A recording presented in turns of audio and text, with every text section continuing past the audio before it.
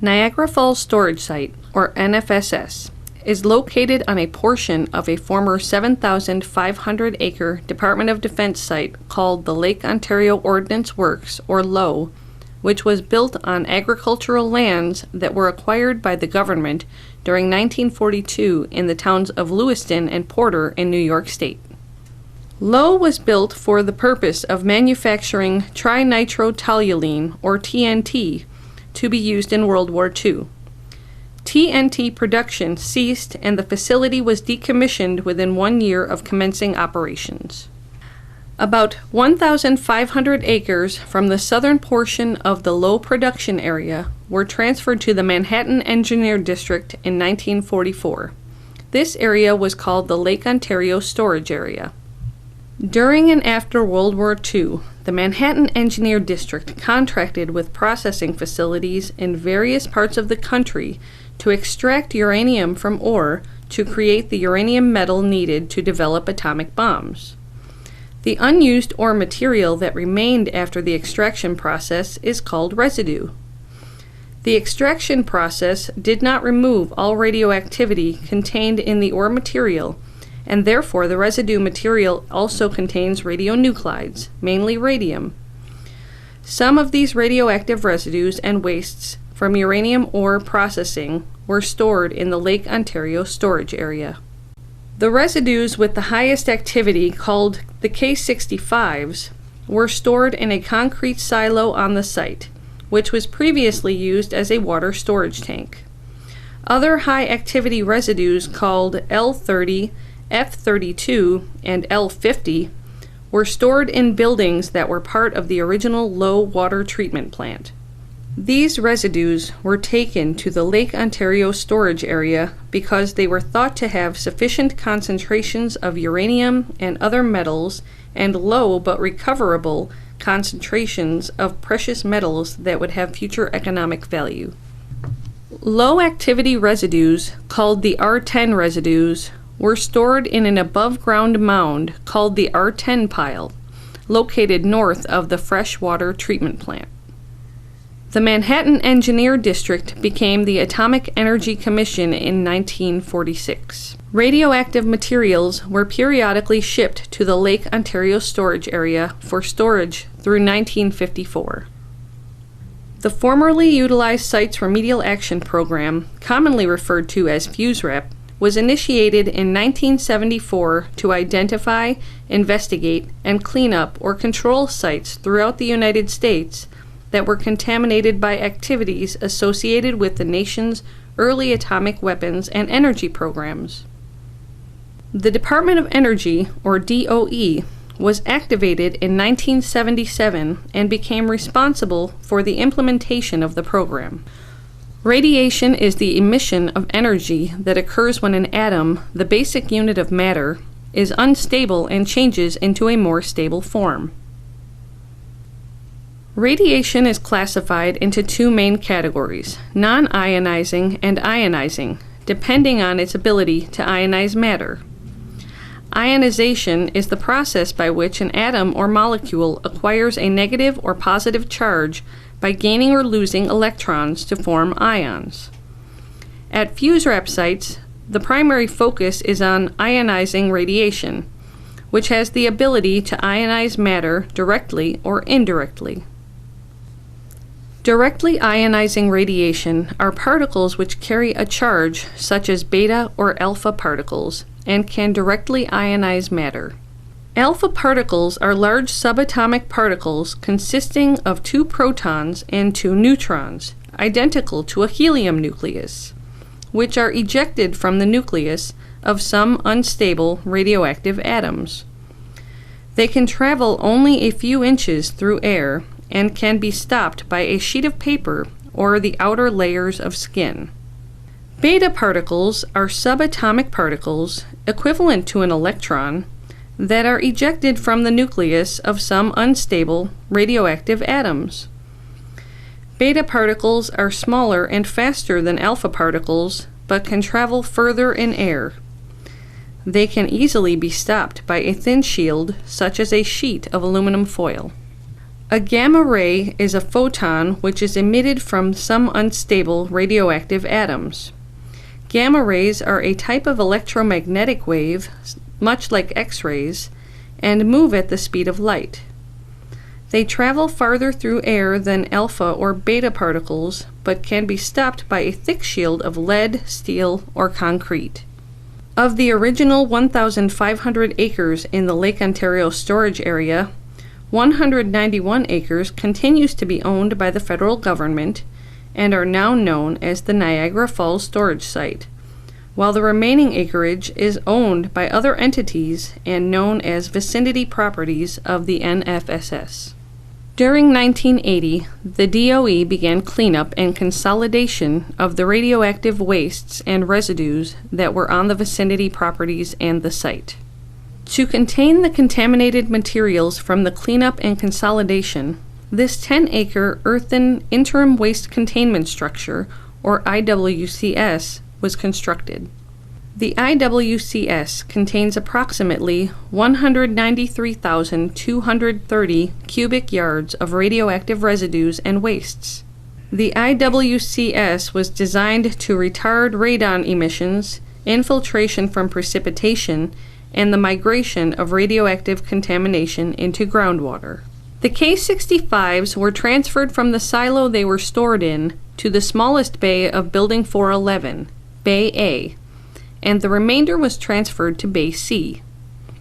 The L-30 and F-32 residues were placed in Bays B, C, and D within the reservoir of Building 411, and the L-50 residues remained in the freshwater system's clarifier tanks, Buildings 413 and 414.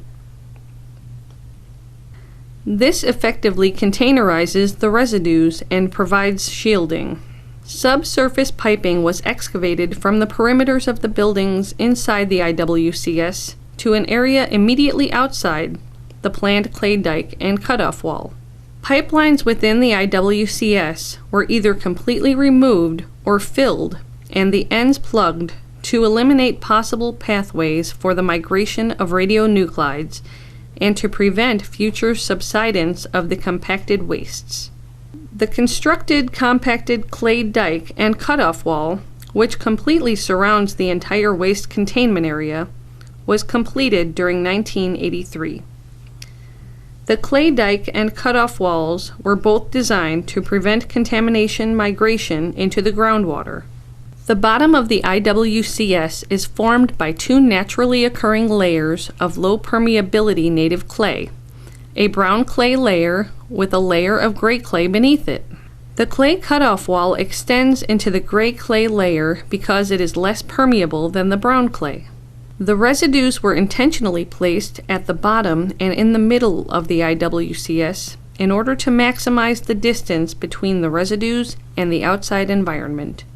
A large and varying layer of waste, comprised of contaminated soil and construction and building debris from the cleanup of the site and the vicinity properties, was placed around and over buildings 411, 413, and 414, and over the R10 residues.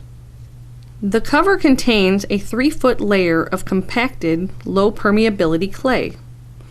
The low permeability of the clay forms the principal barrier to precipitation infiltration and radon emanation. The clay layer is protected by a layer of loosely compacted soil, followed by a layer of topsoil, which is seeded with shallow-rooted turf to prevent erosion of the cover and minimize frost heave damage. The layering of contaminated soil above the residues and wastes, followed by another layer of clean clay soil, minimizes the release of radon gas and gamma radiation. The radon gas moves slowly through the clay and decays, due to its short half-life of 3.8 days, to solid radioactive particulates before reaching the surface of the IWCS. Radon does not build up within the IWCS in any measurable amounts. The gamma radiation is also absorbed as it encounters the dense clay solids in the low permeability clay layers. The DOE began monitoring the performance of the IWCS when it was completed in 1986 to ensure that the IWCS was preventing the potential for exposure to the radioactively contaminated material held within it.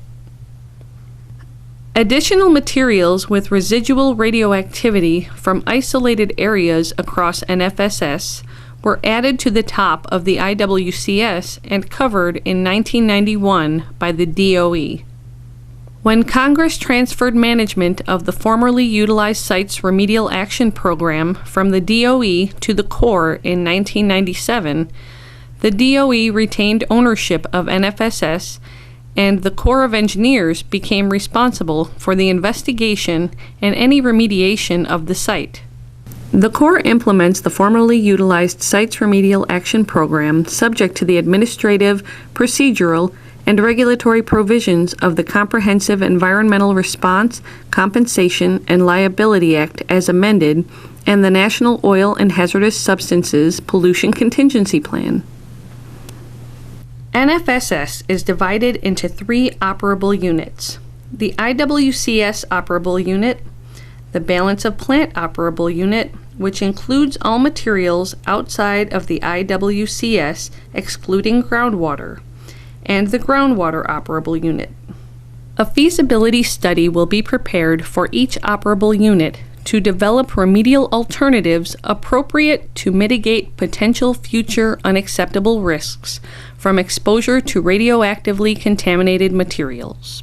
Currently, the Corps of Engineers is evaluating potential remedial actions for the IWCS operable unit because it allows us to address the residues prior to making decisions regarding the remaining areas of the site. For the purposes of the IWCS operable unit feasibility study, the IWCS was divided into 3 subunits. Subunit A includes all of the high-activity residues placed in buildings 411, 413, and 414, and other wastes placed within the buildings, including contaminated soil and contaminated rubble and/or debris that are commingled with the residues in building 411. The volume for subunit A is 28,440 cubic yards, which is 15% of the waste within the IWCS. However, the materials in subunit A represent 98% of the radioactivity within the IWCS. Subunit B includes debris and wastes placed south of the IWCS clay dike and cutoff wall that abuts Building 411 on both its east and west sides. The materials placed within subunit B make up 22% of the estimated volume within the IWCS. Subunit C makes up the largest percent of the volume of material placed in the IWCS and includes the R10 residues and wastes in the north end of the IWCS.